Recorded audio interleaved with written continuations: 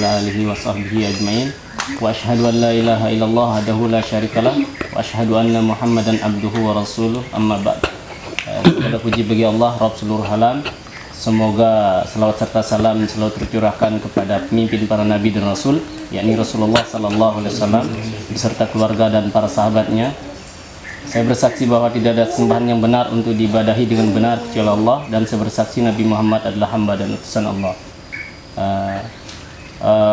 Baiklah, alhamdulillah kita bisa berkumpul di acara Ramah Tamah dalam rangka kajian perdana di Masjid Lombok Mengaji Sandongan, Desa Darakunci, Kecamatan Sembli, Lombok Timur. Sebelum acara Ramah Tamah kita mulai, terlebih dahulu kita akan menyimak tausiah dari Al-Ustaz Suhardi Khalid. Kepada beliau kami persilahkan.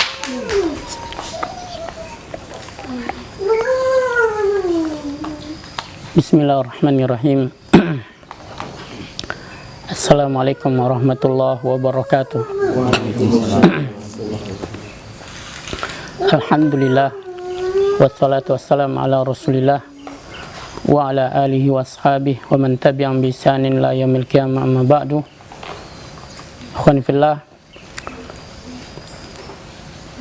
Allah subhanahu wa ta'ala berfirman, afaman assasa bunyanahu ala taqwa minallah wa ridwanin, apakah orang yang membangun bangunannya di atas ketakwaan dari Allah dan keridoannya, khairun, itu lebih baik, amman assasa bunyanahu ala safa jurufin har, ataukah orang yang membangun bangunannya di atas tepi jurang, panhara bihi fi nar jahannam, maka bangunannya itu pun roboh bersama dengan dirinya dalam jurang neraka jahanam.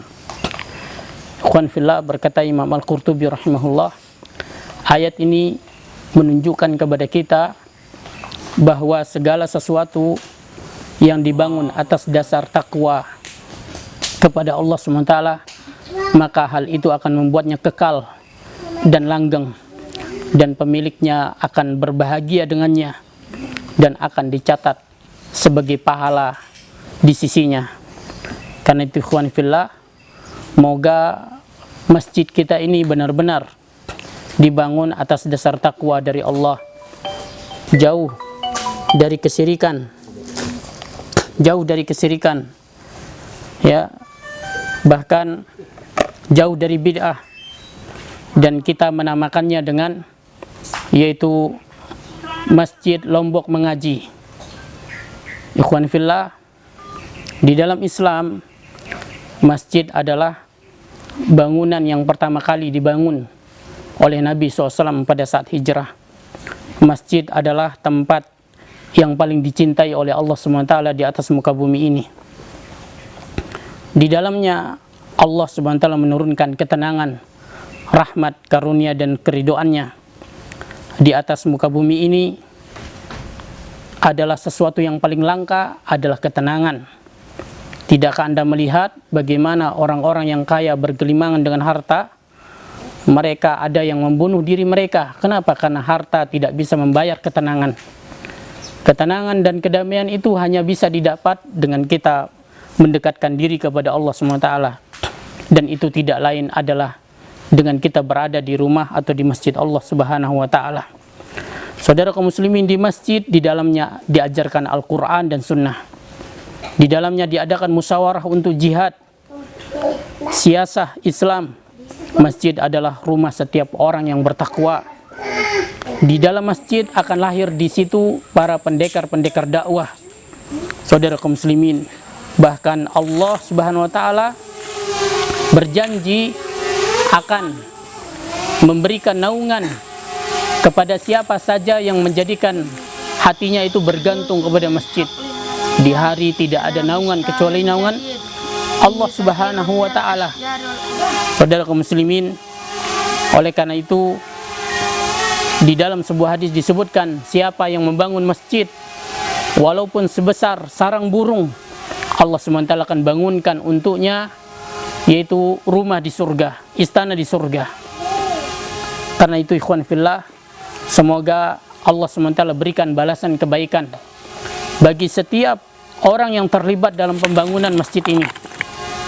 Semoga Allah SWT membangunkan untuk mereka rumah di surga, kendati pun yaitu kaki-kaki mereka masih menginjakkan dunia yang fana ini, baik itu dengan hartanya, dengan pikirannya, dengan tenaganya, ataupun dengan ide-ide dan saran-sarannya, bahkan maupun dengan doanya. Oleh karena itu ikhwan fillah, ini adalah karunia dari Allah SWT yang patut kita syukuri, patut kita jaga.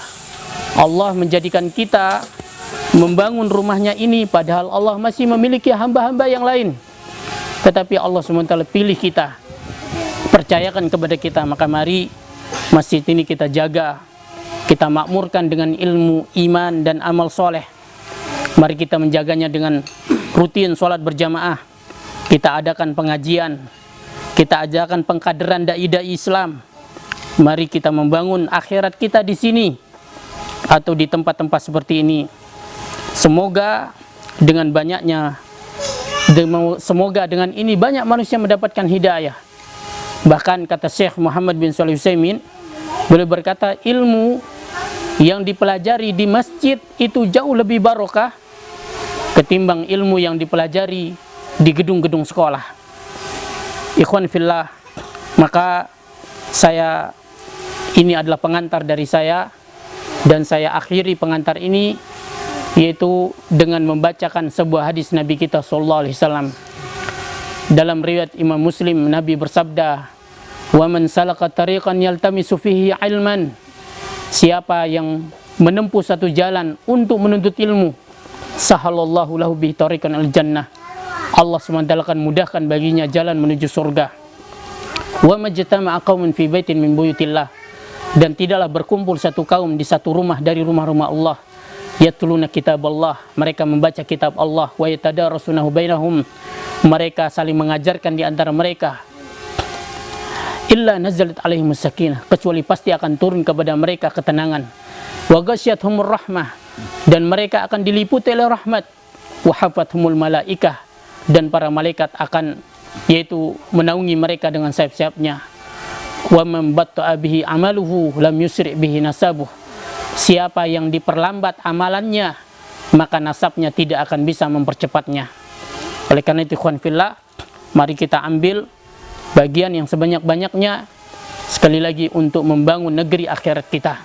Sebuah negeri yang mau tidak mau kita harus menuju ke sana.